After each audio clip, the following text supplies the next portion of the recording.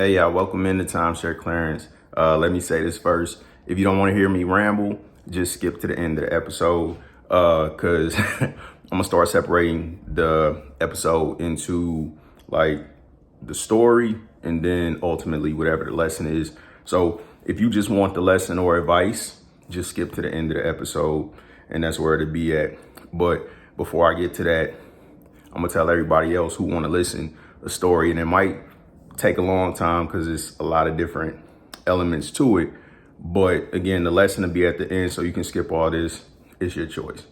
So a big part of the reason that I started doing this because I really wanted my kids to understand me, and then also to be able to be there for my kids when I'm gone.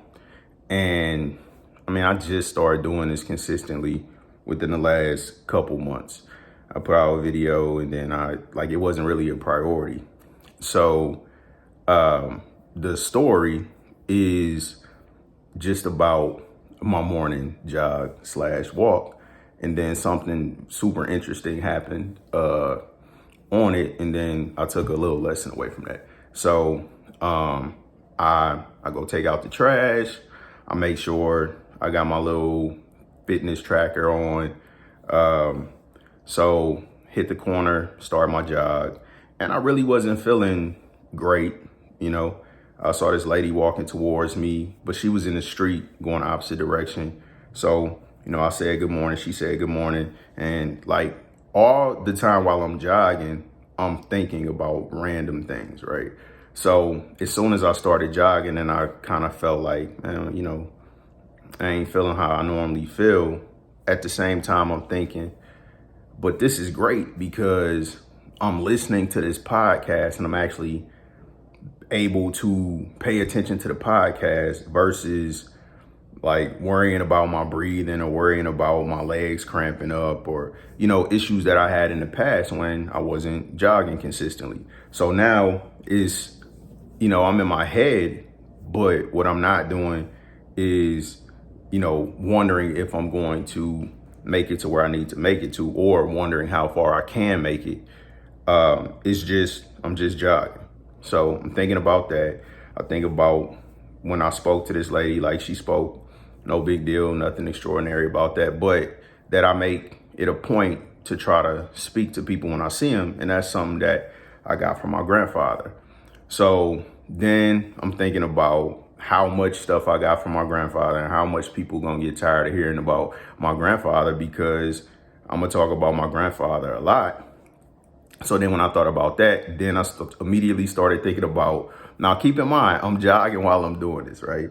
So I'm kind of like just zoned out. So I immediately started thinking about everything I got from my grandfather and all the stories I'd be telling about my grandfather. So it made me think about Shannon Sharpe because I actually been watching Shannon Sharpe for a long time. He tells so many stories about, his family, his grandfather, his grandma, his sister, brother, all that stuff.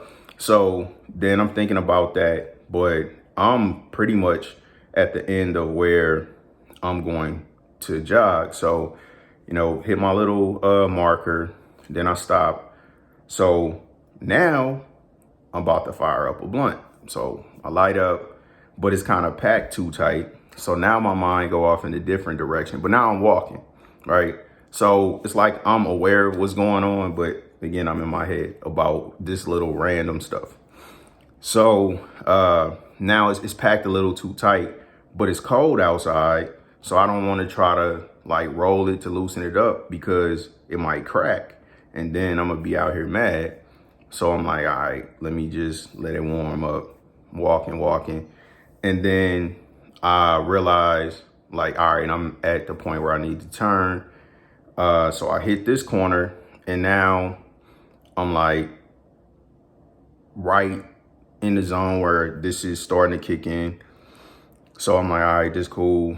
Now I'm paying attention to the weather. So it's like 10 degrees warmer than it was yesterday. But based off my experience yesterday, today, like I wasn't finna be out there with my hands freezing. So I got on gloves, I got on a hat, whole nine. And it's like, I don't even need this stuff because I prepared based off my experience yesterday. So I'm like, all right, I need to make sure I check the weather. So now I'm further in my little lab. I'm thinking about like relationships and being the best option, and like if you make yourself the best option, then you can pick your best, like all this random stuff. Same thing with work, like you got to be the best option to get where you want to be. Like when you get the opportunity, you just got to show, like, again, you're the best option. So now I'm in my head about, being the best option, and what is that, best option to who, because it is to your person. Like you only got to be the best option to your person. And I respect that. So like people love who they love, decide to be with who they want to be with. And I never question that, because again, that's all you got to be, is that person best option. That ain't got nothing to do with me. So I'm thinking about that and my mistakes I've made in the past, and how much I've changed because of the feedback that I've got from like people that I care about. And then also the fact that a lot of these relationships with a lot of people that I care about aren't what I want them to be. And some of them might not be worth trying to invest that much in, but I don't know which relationship those are. So all I can do is really trust people's actions, right? So, because people can say anything, but you really see how a person move and how a person feels. So then I immediately start thinking about people's opinion of me. And it just was crazy to me how many people have like told me stuff that then is questioned. And it's like, most of the stuff I believe about myself is stuff that people told me. Because I mean, they're the people observing. So then I started thinking about observation versus criticism, and how so like I'm not, or at least in the past, I haven't been emotionally intelligent, right? So that kind of got in my head from yesterday, because I heard this Jay-Z interview, and he was like basically saying he was taught everything other than emotional intelligence. And I'm like, man, I don't feel like I was taught everything other than emotional intelligence, but I definitely feel like that's something that like just been over my head my whole life. But I work on it. But I think for other people that it's not a challenge to them to read between the lines or to interpret people's actions. Like I go by what people say. So, I heard my grandma say that I'm not street smart. I heard my brother say that I'm not street smart, and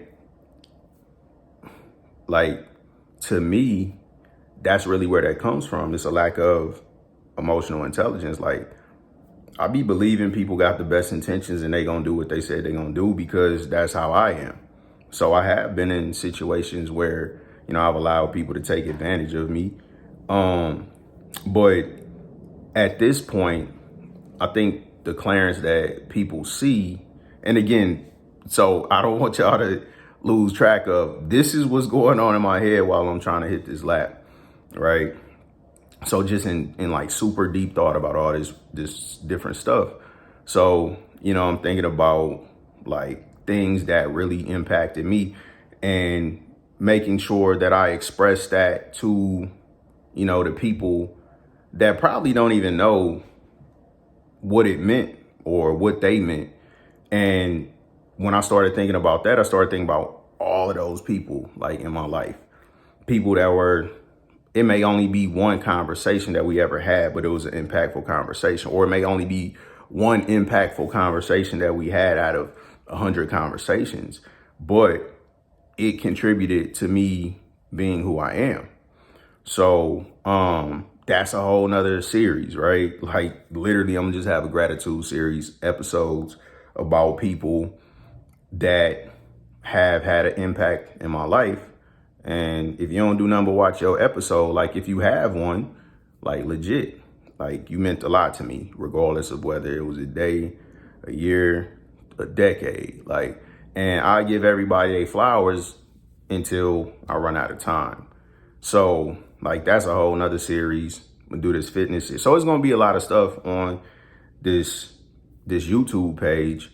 And then I started thinking about the whole timeshare clearance thing. And like legit, when I tell people like they should find their gift or their passion, like I'm not saying timeshare is my passion, even though I'm super passionate about timeshare, like helping people is my passion. I feel like helping people is my gift, is my mission.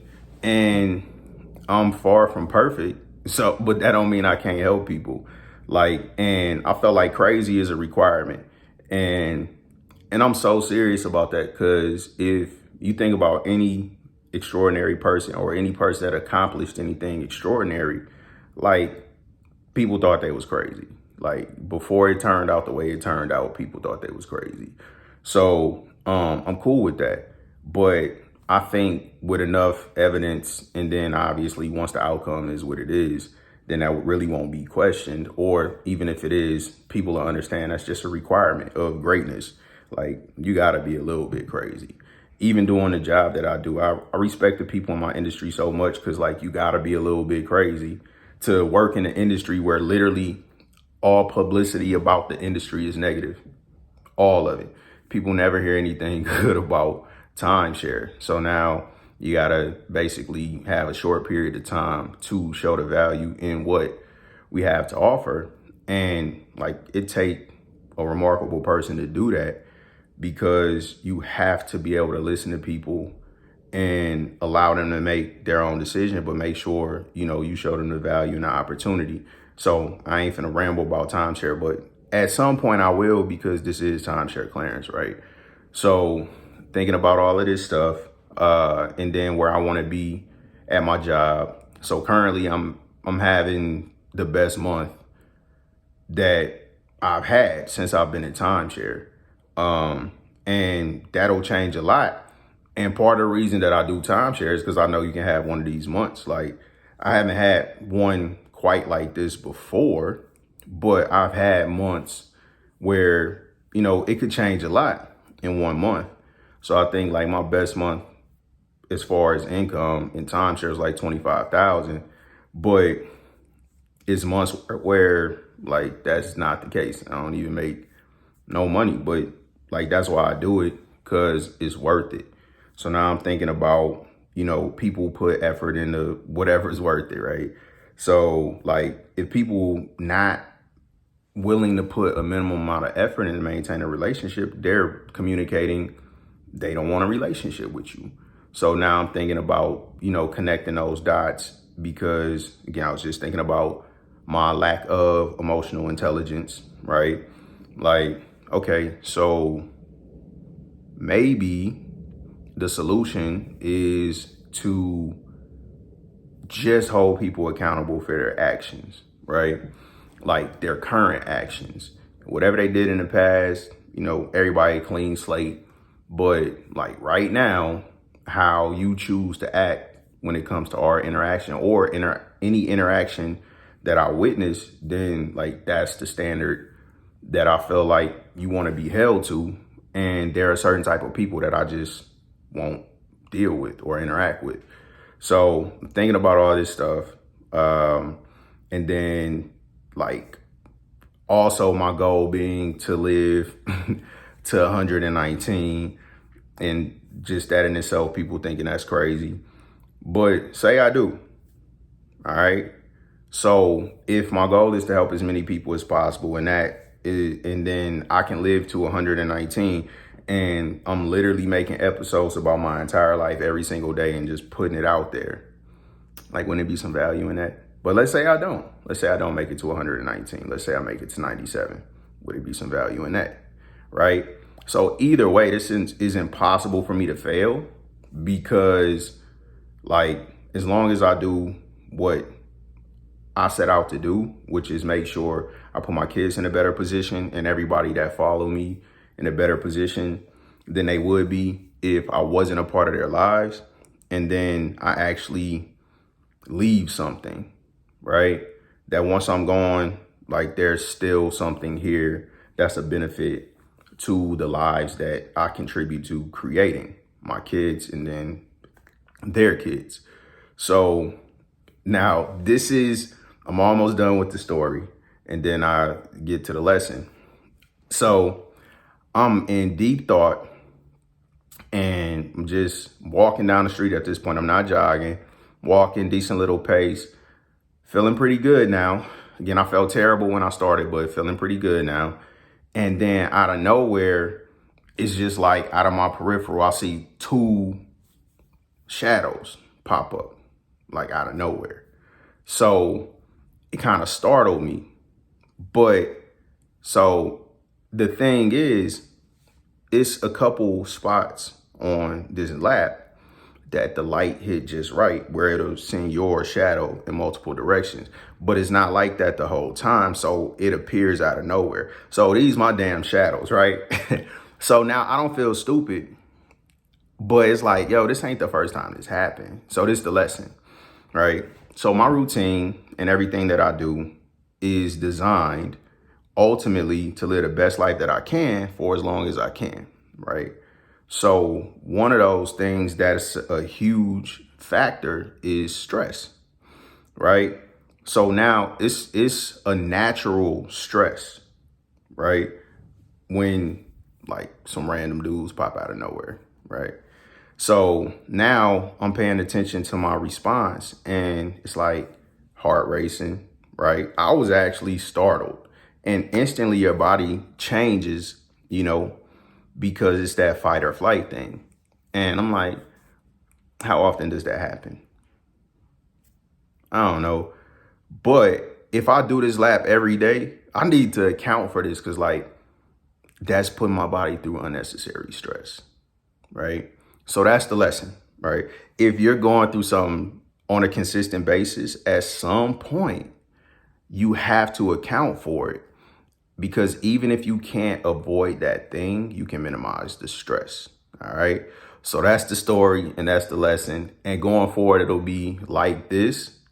So hopefully that's a better way to do it for y'all to engage. But for those of y'all following, I appreciate it. And it's going to get a lot better going forward. One.